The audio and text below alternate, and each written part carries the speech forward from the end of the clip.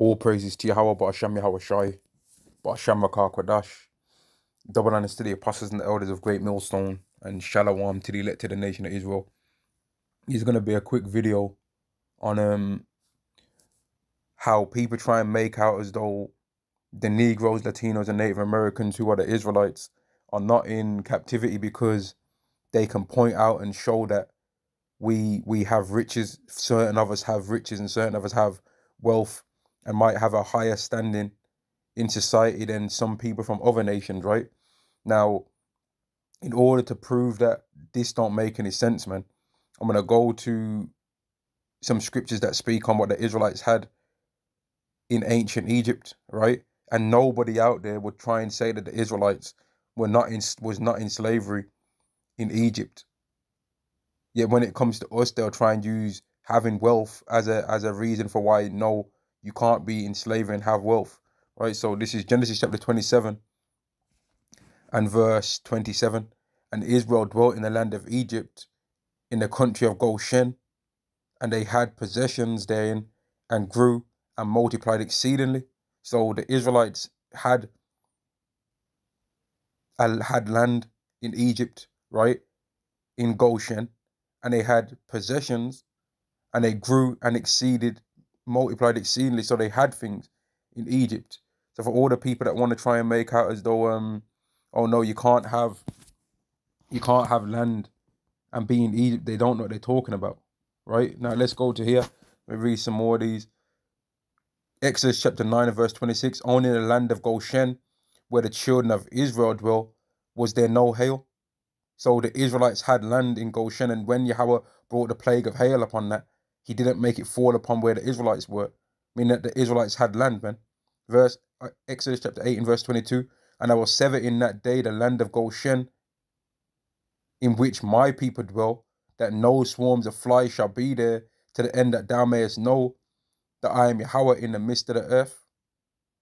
So what are these people talking about, man? Who would say that Israelites were not in slavery in Egypt? Who would be bold enough to say that? Who would be bold enough to say, oh, because the Israelites had land in Egypt and had cattle, they weren't in slavery in there? Which Bible believer is gonna come up and say that? Because they're happy and bold to say that to us now in this modern time, right? But would they have said that about the Israelites back then? Because if they would, then they'd be like Pharaoh. And I want to say this as well, right? If we are in fact the Israelites, then who is Pharaoh, right? Who would be Pharaoh? Who would be the Pharaoh to us? Who would be our worst oppressor right now? If we are the Israelites, man, who's our oppressor then? If we're the Israelites, man. Ezekiel chapter 35 and verse 5, because thou hast had a perpetual hatred and hast shed the blood of the children of Israel by the force of the sword in the time of their calamity, in the time that their iniquity had an end. Who's been the person that's had a perpetual hatred against the Israelites? If we are those people, who is it? Who would that be? Because this prophecy is pertaining to who the Edomites are, Mount Seir. Mount Seir are the Edomites. So if we are the Israelites, the Negro, Latino, Native American, then who's had perpetual hatred? Because some people want to try and say Esau's the so-called black man now. So show which so-called black people have had a perpetual hatred against us that are separate from us, that are the Israelites. Or show which so-called black people have had a perpetual hatred against another group of people, so that you can use that to show that those people are the Israelites. Show it.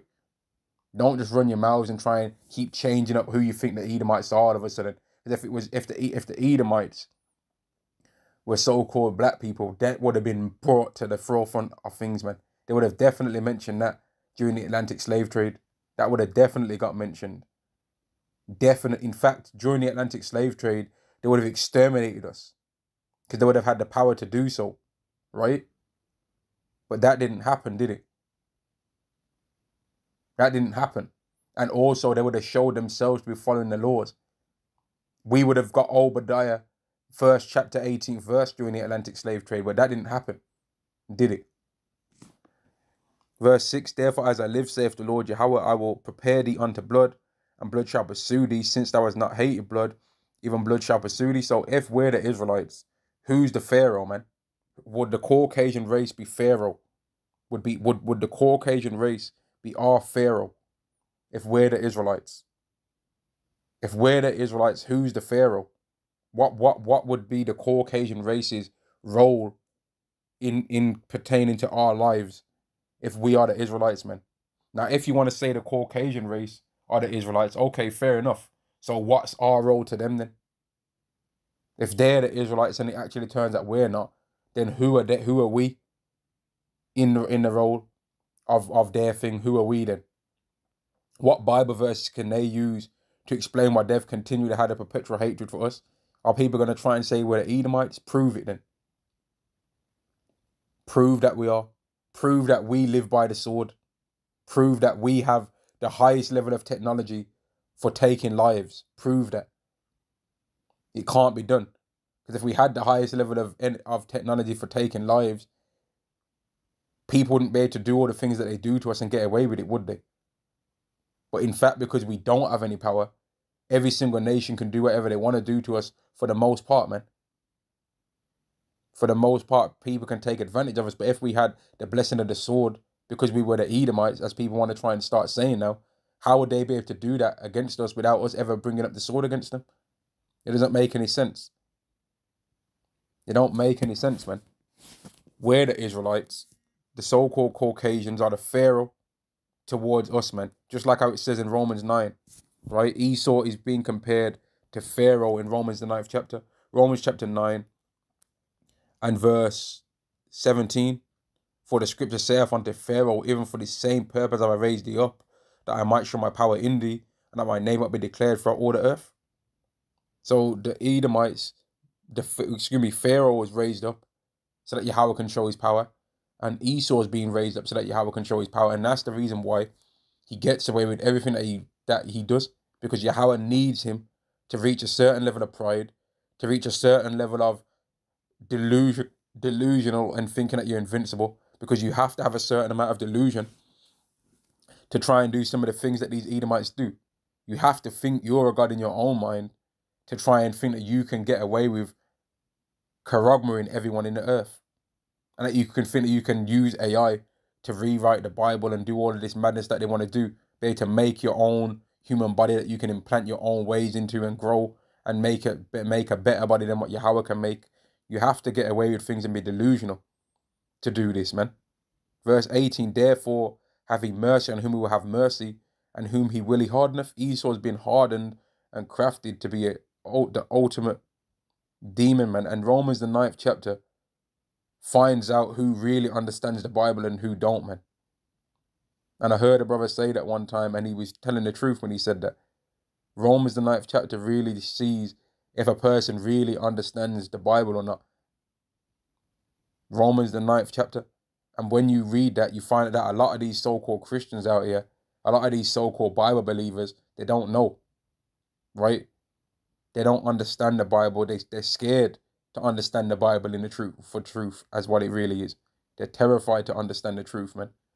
And that's why they always have to lie all the time. They have to lie and they have to read the scripture and then bring their own understanding to it when it's clear. But then in another time where the Bible verse is clear, then they want to try and make it be spiritual. So these Christians are trying to make things spiritual when they're not supposed to be spiritual. And make things non-spiritual when they're supposed to be, because they're not. The Bible's not made for them, man. It's not made for them. It's not their book, man. And that's just a few things I wanted to talk about, man, about how people try and say that the Israelites, that you can't be in captivity if you have wealth or have anything, but yet the Israelites had land and all that kind of stuff in the land of Goshen, which was in Egypt, right? And if we are the Israelites, then who are the Caucasian race? Are they Pharaoh? Would America then be the spiritual Egypt? Because if we're the Edomites, as people want to say, okay, show us the land that we're ruling over, the Israelites, man. Show it. Show what land we're ruling over, and we'll go there. You know what I mean? If we're really the Edomites, show us the land that we've got power over, and we'd go there rather than being where we are, right? We'd rather go there and have power over somebody else instead of being in a place where we're being treated like garbage. Would we not? So show where that is. Show us where we're ruling by the sword. There's too many things when it comes to these people trying to explain who we are that you see that they just lie all the time, man. They're never going to tell the truth. It hurts their feelings to tell the truth, man. And I'm going to end the lesson there, and I'm going to, Lord willing, do another lesson straight away after this, man. All praises to Yahweh, Ba'ashem Yahweh Shai, Ba'ashem Rakah Kodash. Double honors to the apostles and the elders of Great Millstone, and Shalom till he led to the nation of Israel. Shalom.